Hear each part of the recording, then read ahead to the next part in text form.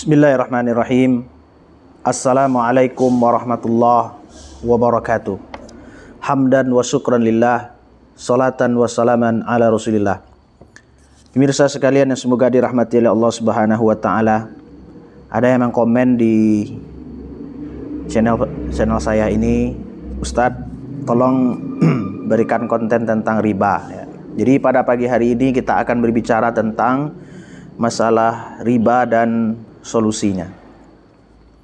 Riba secara bahasa artinya az-ziyadah, artinya tambahan.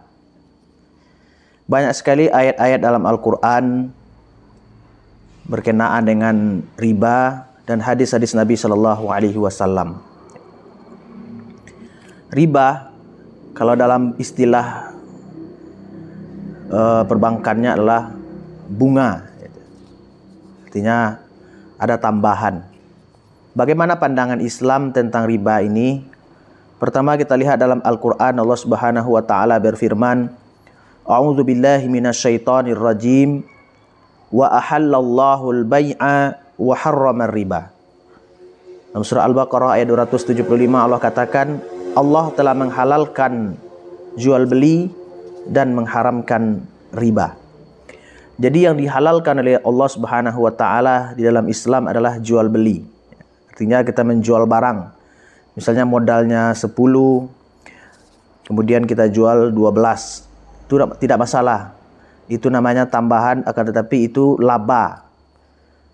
Akan tetapi antara penjual dan pembeli ada akad dan saling ridho dengan perdagangan tersebut atau jual beli tersebut. Dan mengharamkan riba.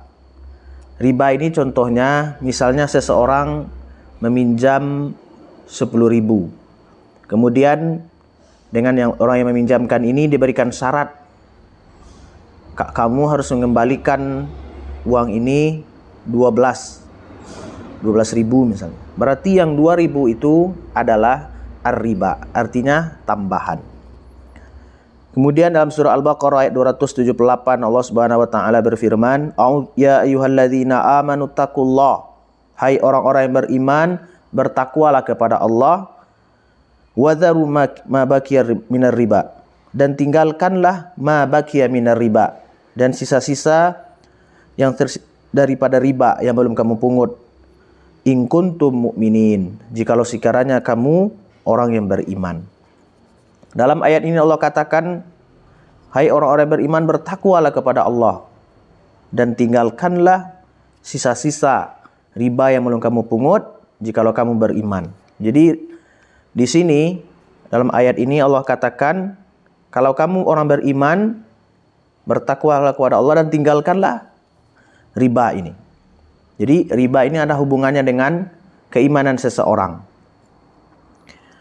Karena kita yakin bahwasanya Allah Subhanahu wa taala yang telah memberikan kita rezeki, yang telah memberikan kita makan, minum dan sebagainya.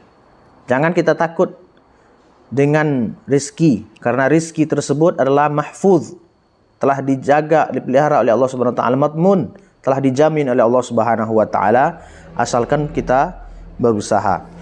Kemudian dari hadis Nabi sallallahu alaihi wasallam, ar-riba 72 baban. Riba itu terdiri dari 72 pintu. Adnaha mathalu ityanir riba rajulu ummahu.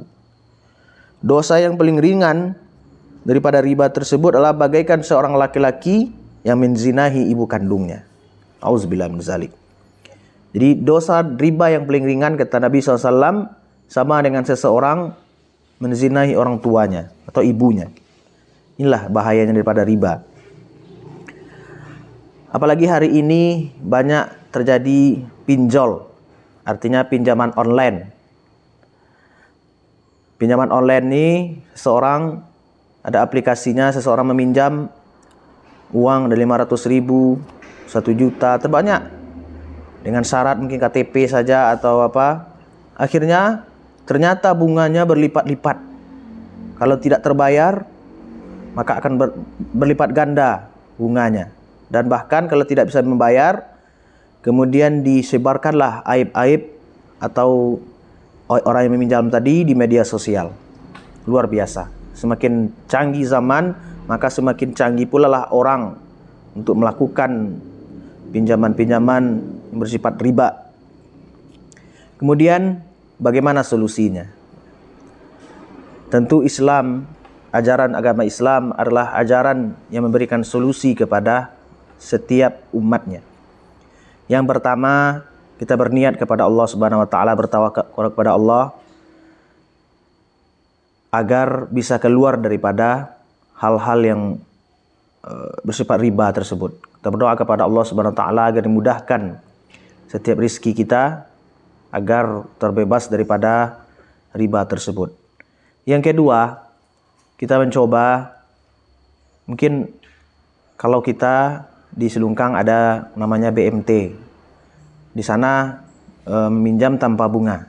Akan tetapi itu salah satu cara ya yang diberi solusi yang kami berikan di Selungkang, adanya BMT Al-Barkah. Di sana meminjam 1 juta, akan tetapi tidak tanpa bunga, akan tetapi sedekah ya. Itu pun tergantung orang yang mau bersedekah. Kalaupun tidak bersedekah tidak masalah. Jadi itulah bentuk rasa terima kasih, maka seseorang itu dianjurkan untuk bersedekah, akan tetapi itu tidak wajib. Akan tetapi itu bersifat sukarela. Mungkin karena kita sudah meminjam, rasa terima kasih kita bersedekah. Karena itu tujuannya juga untuk operasional dan gaji daripada petugas yang menjaga di sana. Kemudian salah satu cara mungkin kita mulai dengan berjual beli, jual dengan modal seadanya. Yang penting ada usaha. Dengan modal sedikit. Mungkin kalau ada kita motor misalnya kita jual, atau kita belikan motor yang lebih murah. Yang penting bisa berjalan, motornya bagus. Lalu itulah sebagai modal bagi kita. Jangan sampai kita meminjam kepada rentenir atau meminjam kepada pinjaman-pinjaman online dan sebagainya. Memang hari ini kita tidak terlepas daripada yang namanya riba. Baik itu bank konvensional, bank syariah, semuanya tidak ada yang 100% syariah.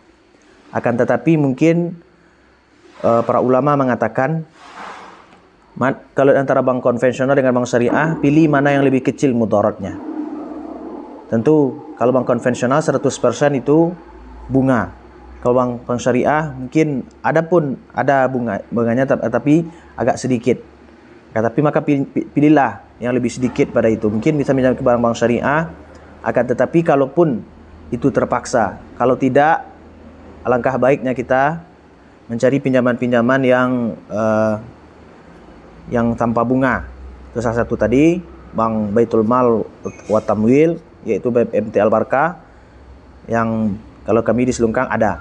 Mungkin di daerah lain mungkin ada juga. Pemirsa sekalian, semoga dirahmati oleh Allah Subhanahu wa taala dimanapun berada. Kita bermohon kepada Allah Subhanahu wa taala agar pemirsa dimudahkan oleh Allah Subhanahu wa taala yang selama ini mungkin hari ini masih meminjam kepada bank. Mudah-mudahan saya doakan mudah-mudahan bisa kita semua terlepas daripada yang namanya riba ini. Karena riba ini sangat besar sekali dosanya. Karena yang paling ringan tadi sama dengan kita berzina dengan orang ibu kita. Dan juga banyak sekali ayat-ayat, bahkan ayat lain Allah katakan, Allah dan Rasulnya menyatakan perang terhadap orang-orang yang pelaku riba tersebut, baik yang meminjamkannya, saksinya, yang menulisnya, dan lain sebagainya. Memang sulit, akan tetapi kita berusaha kita berdoa kepada Allah agar kita terbebas daripada yang namanya riba tersebut. Mudah-mudahan ini sedikit bermanfaat terutama kepada saya menyampaikan dan kepada pemirsa yang mendengarkan dimanapun berada. Mudah-mudahan kita berdoa kepada Allah Subhanahu wa taala agar dimudahkan rezeki kita, agar dijauhkan kita semua dari hal-hal yang bersifat ribawiyah ini, karena dosanya sangat besar sekali. Mudah-mudahan bermanfaat. Subhanakallahumma wa bihamdika asyhadu alla ilaha illa anta astaghfiruka wa atubu ilaik. Assalamualaikum warahmatullahi wabarakatuh.